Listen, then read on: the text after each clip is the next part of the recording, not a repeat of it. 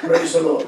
Chapter 2 we have seen three things. Do you remember that? Let us go back to the chapter 2 for a few seconds. When we read there from 5 to 9, the verses 5 to 9, we will see, we understand. The explanation there is about the recapturing of the lost destiny. That is what we have seen from the chapter 2 at first. Secondly, from the verse 10 to 13. Let us read that 10. Verse 10.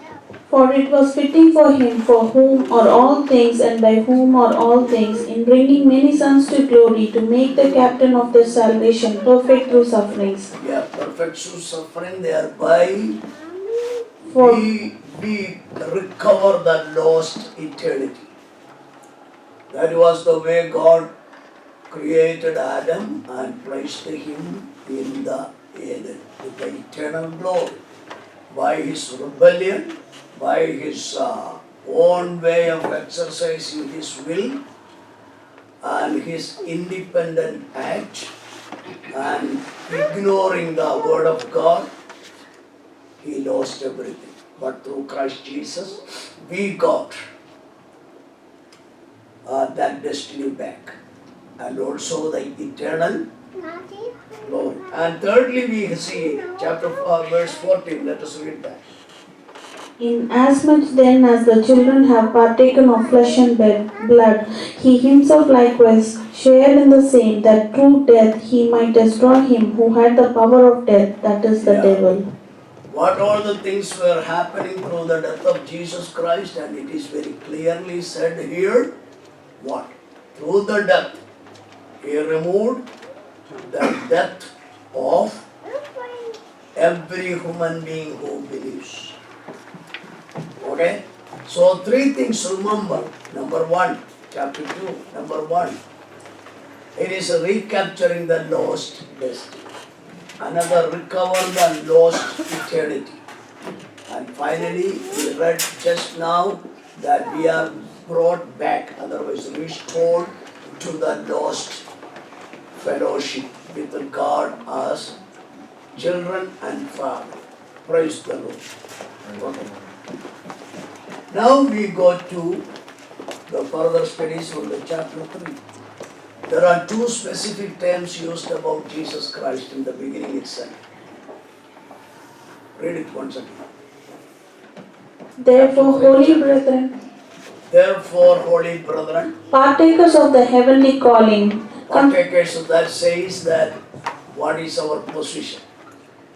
Holy, and we are the partakers of heavenly calling. We are not going to explain it. And go ahead. Consider the apostle and high priest of our confession. This is the two specific titles given to Jesus Christ. And this is the apostle, the term apostle, the title apostle for Jesus Christ is given only in this place in the whole Bible. So when we study about the apostle and that kind of titles or names or explanations in the Bible, we have to understand certain things. We all know, a very familiar word is this, anointing or anointed. We all used to call the pastors or ministers the anointed persons of Jesus Christ or God.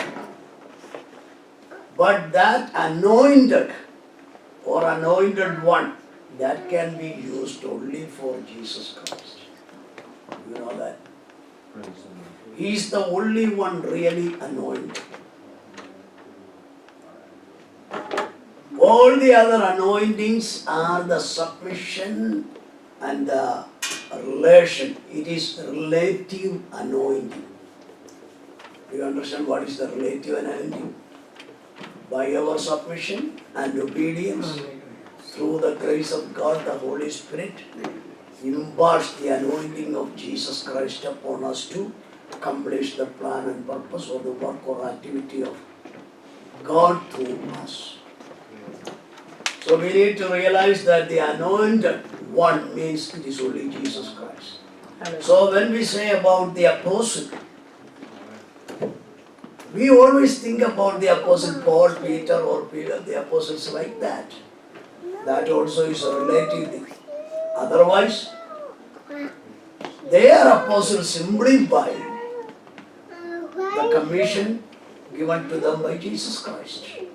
But the real apostle is only one, that is Jesus Christ.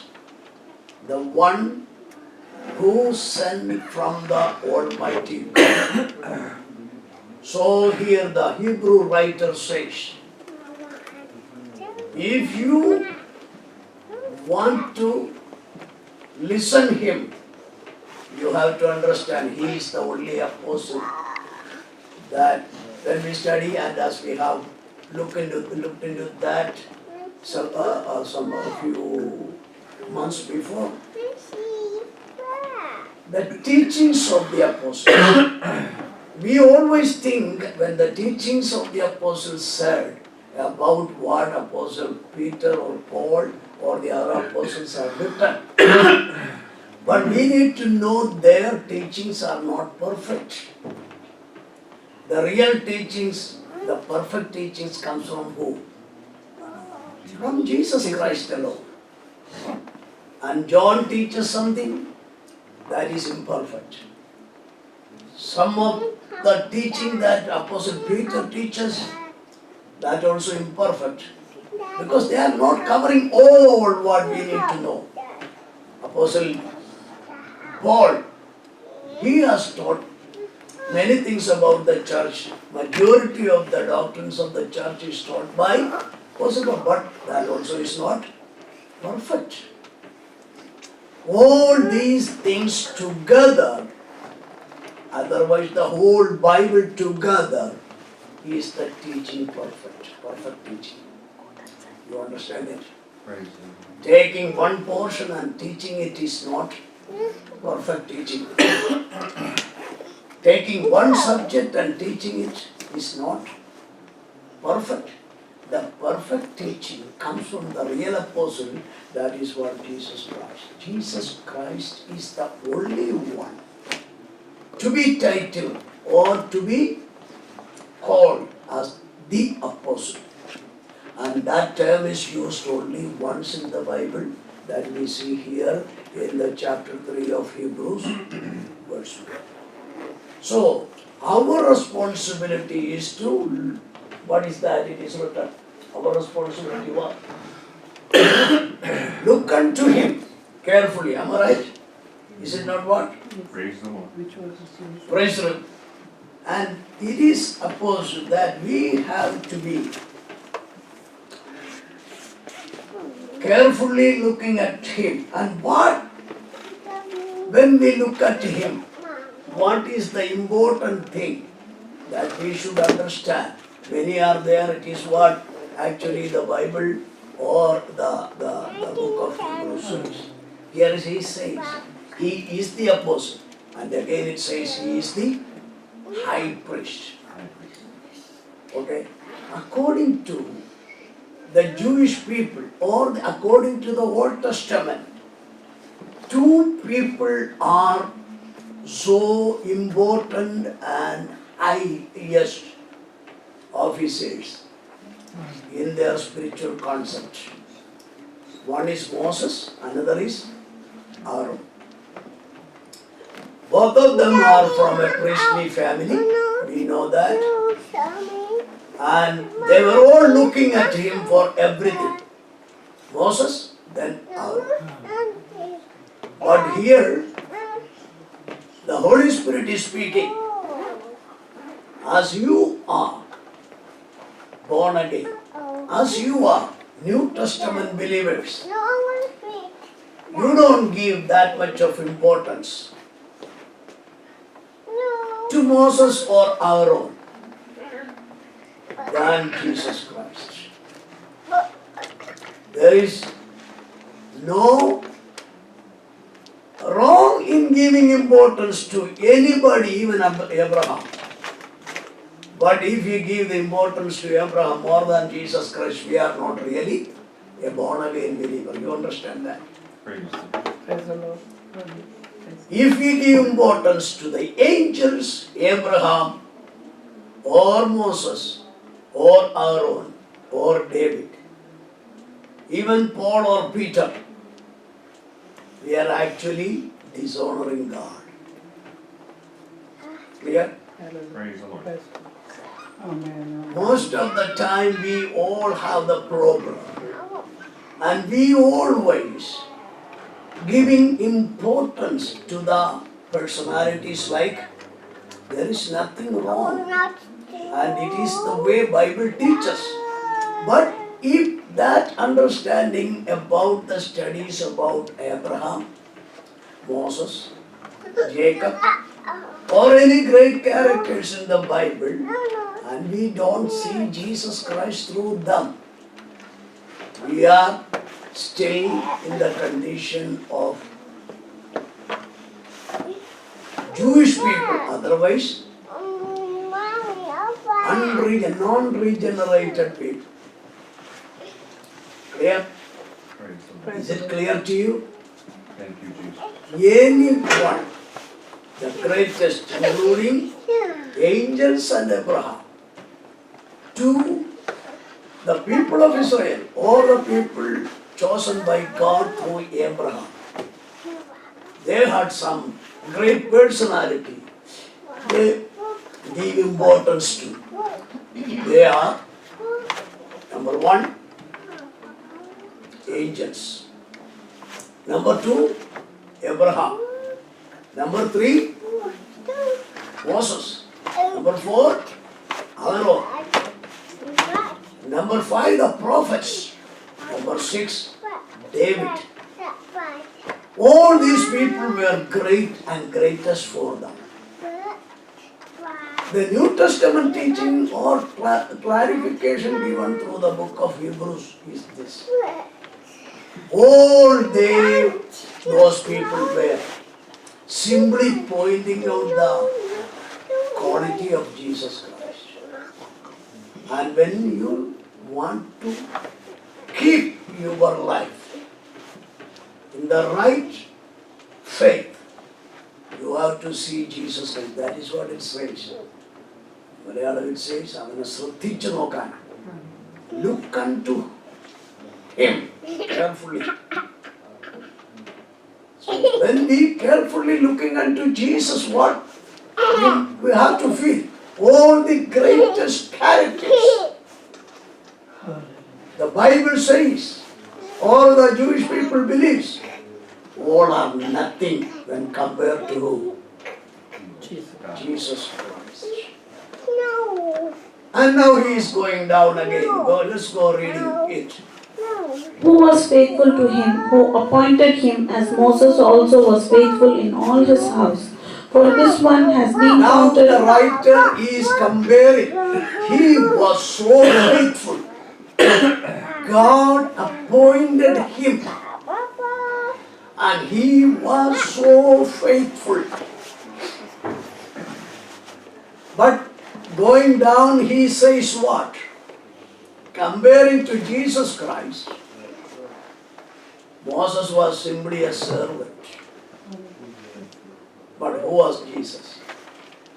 He is the Appointed. owner of everything. He is the very Son, the only begotten Son. If the Father appointed someone to do some work and made him above every other thing, will he be above the Son of that Father? No.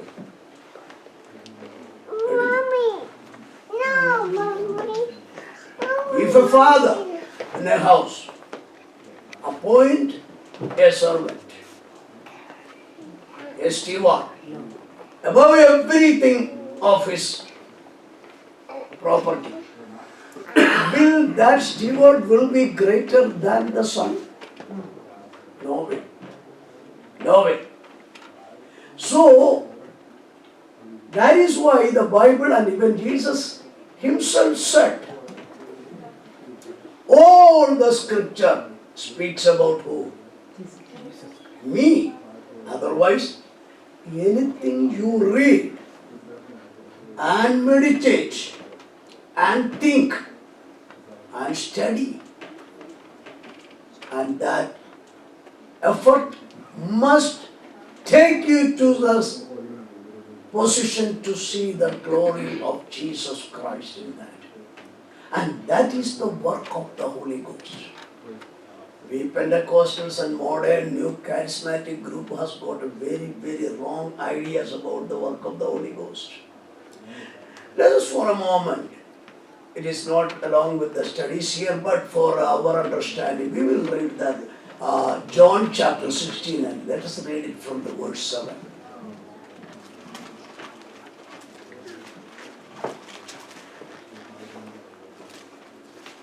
എന്നാൽ ഞാൻ നിങ്ങളോട് സത്യം പറയുന്നു, ഞാൻ പോകുന്നത് നിങ്ങൾക്ക് പ്രയോജനം. ഞാൻ പോകാഞ്ഞാൽ കാര്യസ്ഥൻ നിങ്ങളുടെ അടുക്കൽ വരികയില്ല. ഞാൻ പോയാൽ അവനെ നിങ്ങളുടെ അടുക്കൽ അയക്കും. അവൻ വന്ന് പാപത്തെക്കുറിച്ചും നീതിയെക്കുറിച്ചും ന്യായവിധിയെക്കുറിച്ചും ലോകത്തിന് ബോധം വരുത്തും. അവർ എന്നിൽ വിശ്വസിക്കായതുകൊണ്ട് പാപത്തെക്കുറിച്ചും ഞാൻ പിതാവിന്റെ അടുക്കൽ പോവുകയും നിങ്ങൾ ഇനി എന്നെ കാണാതിരിക്കുകയും ചെയ്യുന്നതുകൊണ്ട് നീതിയെക്കുറിച്ചും ഈ ലോകത്തിന്റെ പ്രഭു വിധിക്കപ്പെടാതിരിക്കുകൊണ്ട് ന്യായവിധിയെക്കുറിച്ചും തന്നെ. ഇനിയും വളരെ നിങ്ങളോട് പറവാനുണ്ട്, എന്നാൽ നിങ്ങൾക്ക് ഇപ്പോൾ വഹിപ്പാൻ കഴിയില്ല. സത്യത്തിന്റെ ആത്മാവ് വരുമ്പോഴോ അവൻ നിങ്ങളെ സകല സത്യത്തിലും വഴി നടത്തും. അവൻ സ്വയമായി സംസാരിക്കാതെ താൻ കേൾക്കുന്നത് സംസാരിക്കുകയും വരുവാനുള്ളത് നിങ്ങൾക്ക് അറിയിച്ചു തരികയും ചെയ്യും. അവൻ എനിക്കുള്ളതിൽ നിന്ന് എടുത്ത് നിങ്ങൾക്ക് അറിയിച്ചു തരുന്നത് കൊണ്ട് എന്നെ മഹത്വപ്പെടുത്തും. Praise the Lord, hallelujah. By reading this scripture portion, what we understand, how many things we understand? Go through that portion and tell me one by one. That should be kept in the depth of our heart, our understanding. Okay? How many things? Look into that and tell me what all the things you can find it there. Yeah, I am asking you to go through that and find out what all the things are said there about the work of the Holy Ghost. So number one, the Holy Ghost gives us the conviction of the sin. What does it mean by sin? Anything that is disagreeing with the word of God. Okay? That is what sin, the basic general concept. Anything that is not according to the word of God. So if we have the Holy Ghost working in me, the first and continuous work of the Holy Ghost is what? Anything. Anything. That means if I keep anything against Brother Ken, or I speak anything wrong about anybody, if I propagate something that is not right and I heard it and I say it to others, all these things are also work of the flesh and the evil spirit. As we are human beings living in this body, it happens to everyone. Nobody is exempted from that. So if I have the Holy Ghost continuously working with me, suppose I heard something from Brother Anthony, and I take that information as it is and I say it to Brother Joy, oh, this is what happened. If I do that, I am doing wrong thing. When Anthony says, it is true, he is a good man, always say the truth. But I do not know what is the source of his information. I have to check out whether the source of information is right or wrong.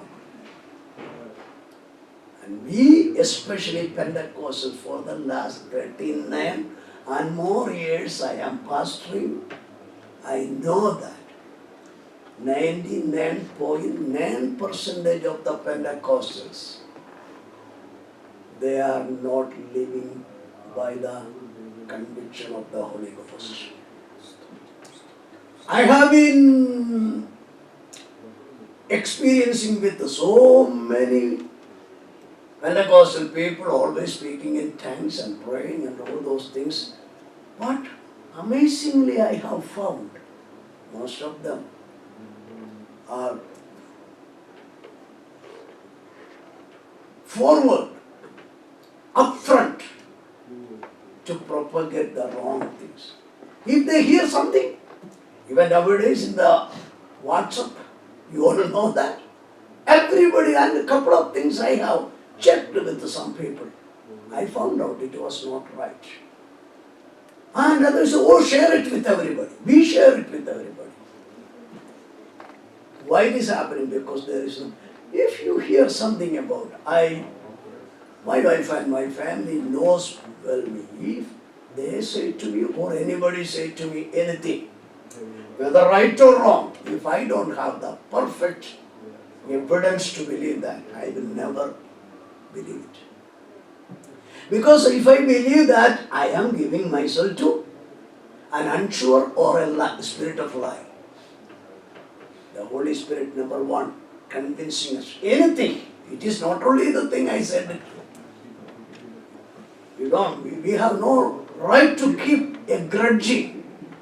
We don't have to keep an enmity, hatredness, anything against anybody.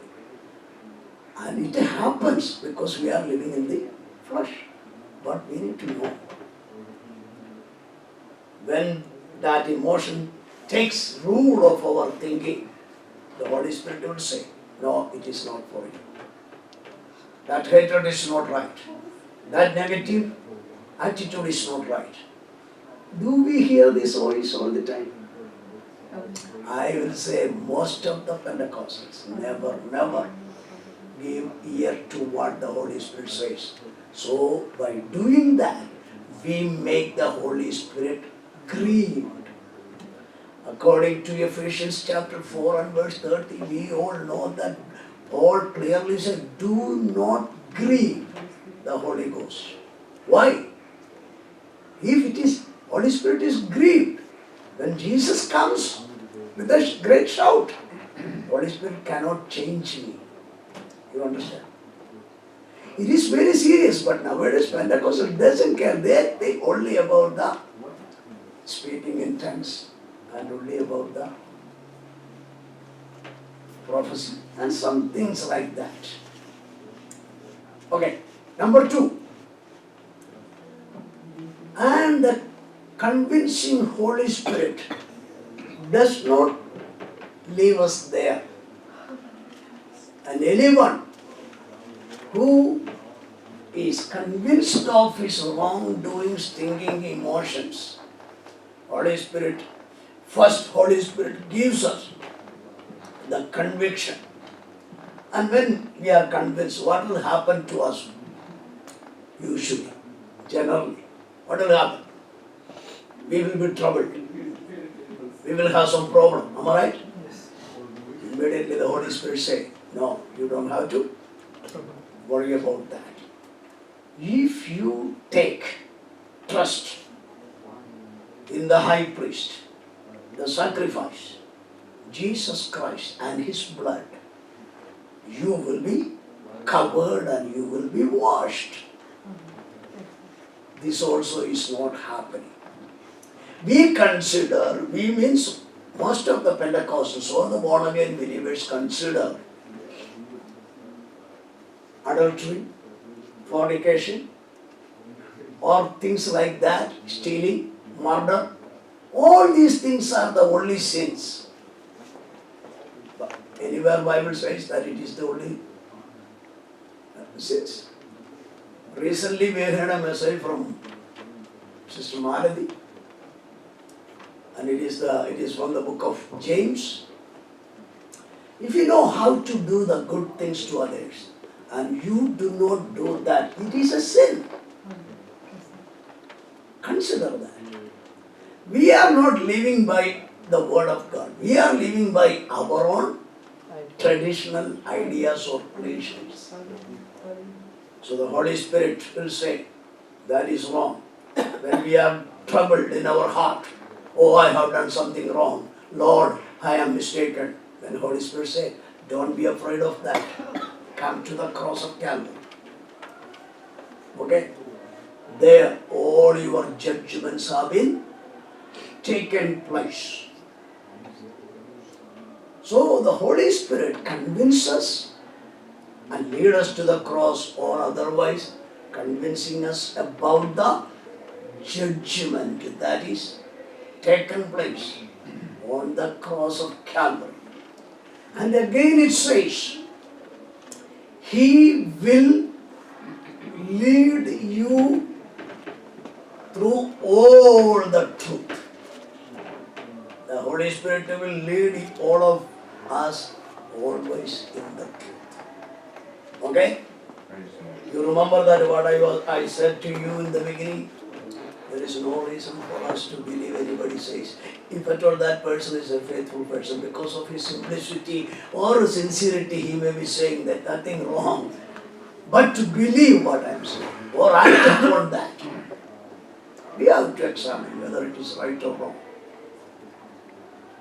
If you don't do that, we are grieving the Holy Spirit. If we do that, the Holy Spirit will lead us to the blood of Jesus Christ. Thereby we are washed. And washed by the blood of Jesus Christ, our joy is restored. The trouble is gone.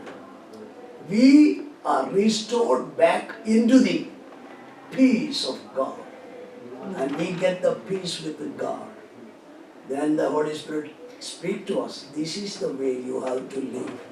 You have to continue your life leading in the truth. Again we have seen there, what is that? He will not speak anything about himself. That is what mainly violated by most of the preachers. We have to learn and we have to understand, we have to explain about the Holy Spirit. But if it is the Holy Spirit, He will not take glory for Himself. You understand? That is clearly, He will not speak anything, or He will not take the glory for Himself. That is not the work of the Holy Ghost. Okay? Clear? Yes. Praise the Lord. Praise the Lord. If anybody gives glory to the Holy Spirit, because any work, any changes, any miracle, any wonder, what is taken place, what all the things that have taken place, through any minister or any believer, that's all happening because of the power of the Holy Ghost.